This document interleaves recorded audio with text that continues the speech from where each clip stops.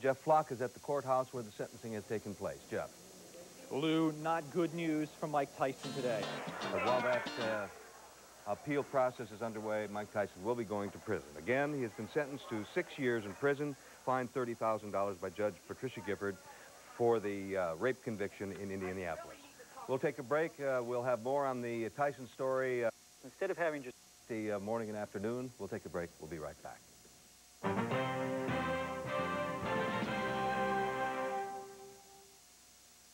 The hour is the sentencing in Indianapolis of Mike Tyson, former heavyweight champion, boxing champion of the world. Jeff Flock is at the courthouse where the sentencing has taken place. Jeff.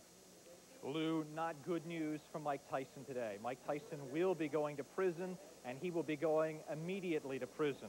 Let me first of all, the sentence was passed down just perhaps 5-10 minutes ago. Let me go through my notes and let you know what the sentence was. On each of the counts 1, 2, and 3, Mike Tyson was sentenced to 10 years each on each of the counts. He was fined $10,000, which is the maximum amount of fine on each of the counts. So that's a total of $30,000. Judge Patricia Gifford did indicate that she would suspend 4 years on each of the counts. That makes them 6 years each.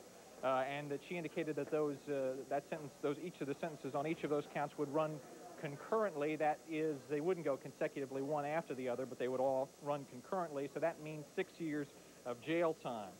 She indicated also that he would be on probation for 4 years after he is released from the penal system here.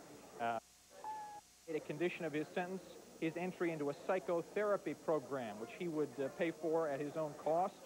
She indicated also that he must participate in a community-based program for youth with 100 hours served per year.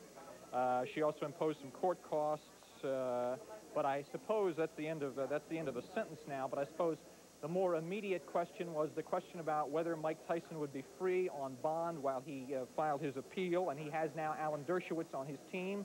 Mr. Dershowitz was in the court this afternoon and went racing out of the court. I propose to begin to file that appeal, begin to work on that, and perhaps begin to work on this bond question. The way that came down is that the judge indicated she would not grant him bond on pending his appeal.